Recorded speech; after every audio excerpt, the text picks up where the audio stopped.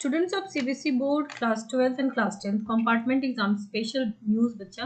Compartment exam जैसे 12th का exam तो हो गया, 10th का स्टिल अभी चल रहा है, 22 को लास्ट होगा। और बच्चे ज़्यादातर जानना चाहते हैं कॉपी चेकिंग की क्या अपडेट है। और अगर बच्चों की बात की जाए, बच्चों आप लोगों के कमेंट्स देख करके यही अंदाज़ा लग रहा है कि paper was really really hard. और कुछ बच्चों का ये मानना है कि पेपर जो था वो हार्डर देन बोर्ड था। हालांकि कुछ बच्चों को वो मतलब मॉडरेट भी लग रहा है और कुछ बच्चे अच्छे से लिख के भी आए हैं। बट देर आर स्टूडेंट जिनको ये डिफिकल्ट तो लगा है।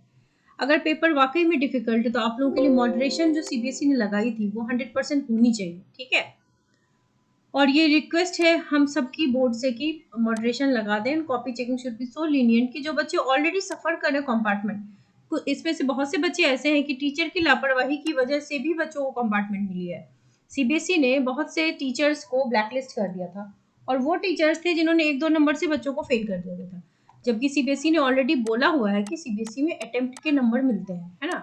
अटेम्प्ट लेने के नंबर मिलते हैं, स्टेप्स लिखने के नंबर होते हैं। ये सब ऑफिशियल थिंग्स है, ऐसा नहीं है कि ये मतलब किसी का क्रिएटेड बात है। और जो टीचर्स थे वो पीजीटी थे, ये भी नहीं था कि कोई अनुभवी टीचर नहीं है, बहुत ही एक्सपीरियंस टीचर्स हैं। तो जो गड़बड़ कॉपी चेकिंग किए थे उनको तो ऑलरेडी ब्लैकलिस्ट कर दिया गया। अब जो आपकी कॉपी चेकिंग करेंगे उनको नंबर ऑफ कॉपीज भी बहुत कम मिलने वाली है, 5-5 मिल जाएंगी एक दिन। कॉपी चेकिंग अब तक आपकी स्टार्ट नहीं हुई है। कॉपी आपके रीजनल ऑफिस से एग्जामिनर तक पहुंची जरूर है, लेकिन सीबीएसई पहले अपने इंस्ट्रक्शंस बताएंगी उनको कॉपी चेकर्स को कि किस तरीके से चेक करनी है। उन्हें बता दिया जाएगा कि it should not be as strict as the board. जैसे बोर्ड एग्जाम में स्ट्रिक्ट चेकिंग हुई थी उतनी स्ट्रिक्ट नहीं होनी है, ठीक है। और चेकिंग आपकी कल से स्टार्ट होगी। इट इज़ वेल एक्सपेक्टेड कि मॉडरेशन, अगर पेपर टफ है और अगर स्टूडेंट की बात सीबीएसई तक पहुंची, स्टूडेंट का फीडबैक सीबीएसई को मिल गया, तो ऐसा होगा कि मॉडरेशन अगर लग जाएगी तो कॉपी ऑलरेडी आपकी आसान हो जाएगी चेक करना और नंबर आपको ज़्यादा मिलेंगे।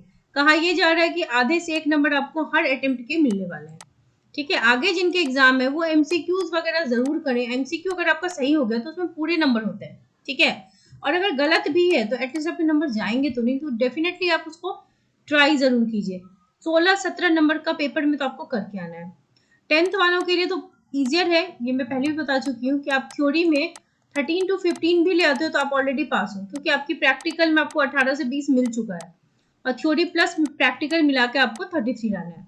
12th वालों की बात करें तो अगर 70 का पेपर है आपको 23 लाना था और 80 वाले में आपको 26 लाना है पास होने के लिए। तो आप अगर 23 में 16-17 लेके आओगे, अपना डॉट सही लिखोगे, तो फिर एग्जामिनर जो है ना हाफ एक दे दे करके आपको 23 तक तो पहुंचा ही देगा, क्योंकि आप उनको भी पता है कि ये वो बच्चे हैं जो ऑलरेडी एक बार कंपार्टमेंट झेल चुके हैं और इस बार अगर वो क्लियर नहीं हुए तो उनको फिर अब अगले साल देना पड़ेगा एग्जाम, ठीक है। तो उनका ईयर खराब होगा। तो इस वजह से कॉपी चेकिंग अच्छी होगी। इस मामले में ये है कि जिन बच्चों ने अभी इस बार अगर कॉपी खाली छोड़ी है या बिल्कुल बिना पढ़े गए हैं, उन बच्चों को तो देखो अब फिर आप समझ चुके हो आपने नहीं लिखा है तो आप प्राइवेट कैंडिडेट की तरफ अगले साल दो। लेकिन अगर आपने लिखा है तो आपको डरने की बिल्कुल भी जरूरत नहीं है, आप जरूर पास हो जाओगे। Be tension free, okay. और कॉपी चेकिंग अच्छे से ही होगी। गाइडलाइंस सीबीएसई जो अपने कॉपी चेकर्स को, एग्जामिनर्स को बिल्कुल देने वाली है, क्योंकि देखो मॉडरेशन पॉलिसी तो है सीबीएसई की ऑफिशियल वेबसाइट में है, तो वो आपको मिलेगी। अब ग्रेस मार्क्स मिलेगी या नहीं ये कहना तो अभी मतलब ऐसे हम श्योरिटी के साथ नहीं कह सकते, क्योंकि बोर्ड में 5 सब्जेक्ट होते हैं, 5 में से ओवरऑल एक सब्जेक्ट में अगर बच्चा फेल हो रहा होता है तो वहाँ उनको वो ग्रेस दे देते हैं, बट ग्रेस वहाँ भी ऑफिशियली नहीं होता है। लेकिन कंपार्टमेंट की कॉपी चेकिंग इतनी अच्छी लीनियंट होती है कि लगभग 90 to 95% बच्चे पास हो जाते हैं। तो आपको इसीलिए डरने की जरूरत नहीं। If you have taken attempts कि आपने 17-18 नंबर का लिख दिया है और उसके अलावा आपने अटेम्प्ट सब में लिए हैं तो आप जरूर पास होगे। मैंने आप सबके कमेंट्स पढ़े हैं, मुझे ऐसा लग रहा है कि बहुत से बच्चों ने अच्छा खासा अटेम्प्ट लिया है। कोई बोल रहा है मैंने 5 नंबर का छोड़ा, it's okay if you have left 1 question 2 question, but अगर आपने ओवरऑल अटेम्प्ट लिया है ना तो आपको 25-26 नंबर आपका कहीं नहीं गया, ठीक है।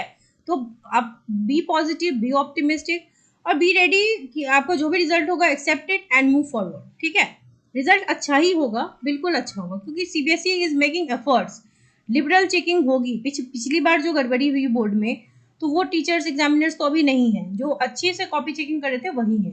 और उन टीचर्स के पास भी देखो एक टीचर का अपना भी होता है कि वो चाहते हैं कि बच्चा फेल ना हो। कोई भी टीचर कभी किसी को जानबूझ के फेल नहीं करता, ठीक है।